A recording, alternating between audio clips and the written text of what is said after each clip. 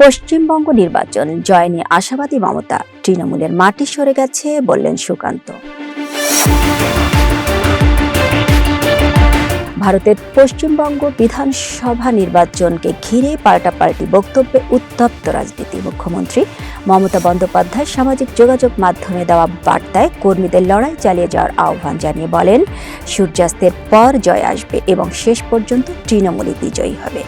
Video বার্তায় তিনি অভিযোগ করেন, ভোট গণনায় অনিয়ম হচ্ছে এবং কেন্দ্রীয় বাহিনী তৃণমূল কর্মীদের উপর চাপ সৃষ্টি করছে।